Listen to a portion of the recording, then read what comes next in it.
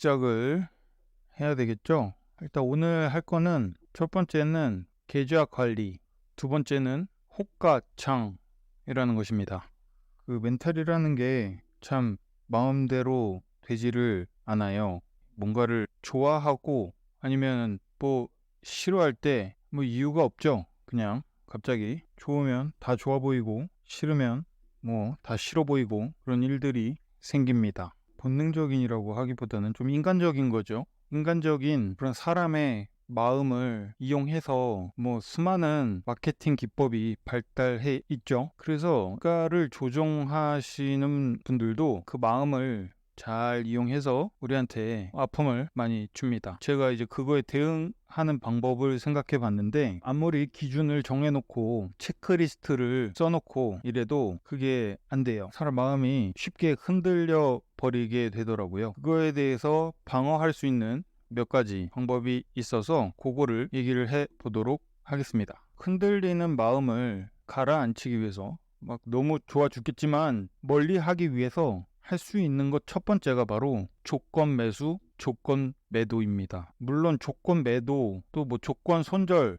이런 걸 걸어 놓으면 꼬리에서 털리기도 해요. 아래로 이렇게 빠지. 그날 장 끝나고 보면은 이렇게 된 봉인데 막 요 밑에 예를 들면 검은색 장기 이평선을 그어놨다면 여기다가 내가 손절 걸어 놔가지고 이렇게 한번 터는 데서 내가 조건 매도가 나가기도 합니다. 손절이 되어버려서 너무나 아쉽다. 이래서 이제 조건 손절을 안 쓰게 되는 경우가 많은데요. 통계적으로 털리는 거를 포함하더라도 입절해서 계좌를 플러스로 만드는 적이 더 많아요. 그래서 조건 손절을 추천드렸던 거예요. 한 6개월 정도 하시다 보면 자기만의 제가 뭐 상각 매수 이렇게 해라 이렇게 추천을 드렸죠. 여기서 10%, 뭐 10만원, 여기서 20만원, 여기서 30만원 사라 이렇게 말씀을 드렸는데, 이것도 하다가 자기만의 스타일을 찾으시면 여기서 10만원 사고 여기서 20만원 사고 여기서 60만원 사고 이런 방법으로 전환을 하실 수도 있고요.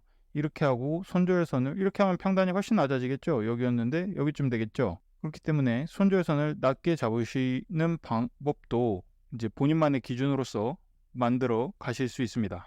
그리고 오늘 말씀드리려고 했던 부분은 계좌를 관리하는 법 두 가지를 말씀드릴 건데요. 하나는 주식계에 떠도는 속담 같은 말들이 있죠. 계란을 한 바구니에 담지 마라. 왜 그렇게 어렵게 비유적으로 표현을 했는지는 모르겠습니다만 그냥 이렇게 생각을 하세요. 계란 아니야 10개가 있다. 10개로 하죠. 네, 6. 예를 들면은 1000만원이에요. 똑같이 나눕니다. 100만원씩 나눴어요. 그러면 한 종목당 대응하는 돈은 100만원씩 대응을 합니다. 이게 바로 비중 조절입니다. 100만원을 상각 매수를 들어가기 위한 배분은 다시 합니다. 20만원 사고 40만원 사고 60만원 사고 이런 식으로 나눠가지고 이 배분한 하나의 뭉치를 상각 매수를 통해서 들어가고, 여기서 사지지 않은 이만큼의 돈은 만약에 사지지 않을 수도 있잖아요. 그냥 이렇게 밑에까지 안 주고 올라가 버리면은 이 종목이 끝날 때까지는 그냥 보유하세요. 그게 처음에 할 일입니다. 나중에 가면 이 뒷돈을 가지고 위에서 올라가서 다시 눌려서 올라갈 때 요런 때 제 매수 60만원 가지고요 사서 100만원으로 총 매매를 마치는 수준까지 올라갈 수가 있고요. 100만원은 예예요. 본인마다 이제 하는 그 시드는 다를 수 있겠지만은요. 제일 중요한 거는 전체 총 자산의 1000만원이라면요 사용하는 거는 요만큼이고요. 이 파란색 동그라미 300만원 만큼은요 그냥 두세요. 현찰로 두세요. 30%를 현찰로 두는 이유는 예를 들면 코로나 또는 뭐 외환 위기라든지 뭐 이런 일이 생기면은 거의 대다수의 차트들이 이렇게 떨어집니다. 그래서 막 얘도 손절, 얘도 손절, 얘도 손절, 얘도 손절, 얘도 손절 했는데 빠르게 내가 조건 손절을 걸어 놓은 거를 취소하는 경우가 있어요. 그런 분들이 꽤 많습니다. 생각보다. 평소에 차트를 분석할 때는 약간 느리지만 내가 걸어놓은 조건 매도를 취소할 때는 굉장히 빠르게 취소를 하기 때문에 그대로 손절도 못하고 물려버리는 한두 개가 있어요. 이런 애들을 근데 결국 사실 이걸 손절을 못한 이유는 비중이 똑같지 않았기 때문에 손절을 못하는 거거든요. 사실 비중을 다 똑같이 정하면 손절에 큰 무리가 없어요.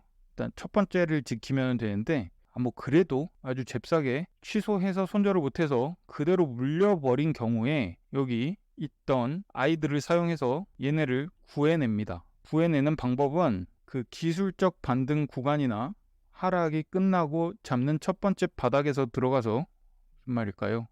이렇게 가다가 갑자기 코로나든 뭐든 만나가지고 빡 떨어지는데 손절을 못하고 계속 빡 떨어지다가 어느 날 바닥을 잡는 요 자리에서 아까 그 파란색 동그라미를 한 동그라미당 뭐 2개, 이게 남은 것들이 다 똑같은 시기에 저렇게 되진 않거든요. 2개 내지는 하나 반 정도를 다시 들어가서 요 음봉에 판다 하면은 본절이 내지는 뭐 1, 2% 수익을 볼 수도 있고, 이렇게 탈출하는 데 사용하기 위해서 얘네는 항상 가지고 있어야 돼요. 이거는 우리나라가 어디 뭐 딴 나라랑 전쟁을 하는데 일단 첫 번째 나갔던 우리 병사들이 뭐 많이 다쳐서 돌아왔을 때 여기 있던 지원군이 있어야 다시 밀어낼 수 있는데, 지원군이 없으면 그대로 끝까지 밀려버리는 결과를 초래하겠죠. 꼭 남겨두시고 70%의 돈을 300만 원으로 할 거야. 그러면 210만 원만 투자를 하시고요. 그냥 현찰을 투자를 하고 계세요. 그러다가 어느 아이가 물렸을 때 이 90만 원을 이용해서 살려내면 됩니다. 요게 우리가 그 흔들리는 마음을 조금 방어해낼 수 있는 대응 방법이에요.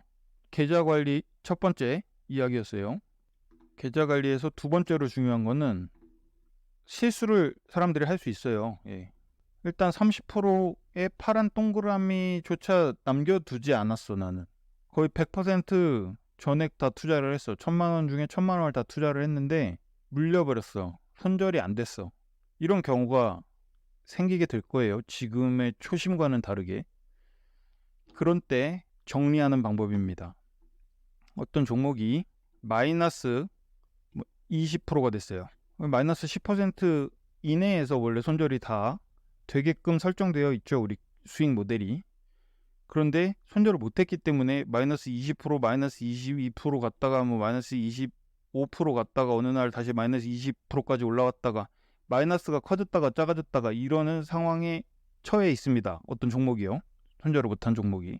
10개로 딱 나눠가지고 예를 들면 7종목을 만약에 하시면요. 7종목 중에 2종목은 수익이 납니다.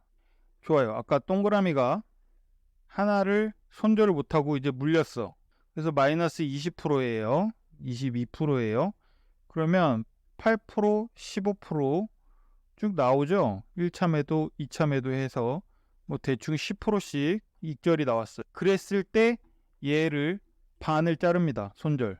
그냥 잘라요. 그리고 얘가 10% 나오면 또 얘를 반을 잘라요. 이렇게 하시면 얘랑 셋이 합쳐서 손실과 이익이 상쇄됩니다. 그게 더 낫습니다. 손실을 파란색 뭐 물려가지고 마이너스 22 갔던 게 마이너스 50까지 마이너스 30, 40 가는 거를 쭉 보고 있는 것보다는 익절이 나오는 순간 좋아, 기분 좋아. 그때 커피 한 잔 사 드시고 4,000원짜리 그리고 요거를 손절을 해버리세요. 얘는 뭐가 잘못됐던 게 아니에요. 내가 손절을 못했던 실수가 있었던 아이이기 때문에 다음번에 그냥 손절을 하면 이런 일이 또 생기지는 않거든요. 이익을 봐서 기분 좋을 뻔 했는데 나의 실수로 인해 가지고 그 기쁨을 제대로 누리지 못했다는 그 분한 마음이 다음번에 손절을 할 때 큰 도움이 돼요. 여기까지가 계좌 관리 2가지였습니다. 이해가 잘 되셨죠?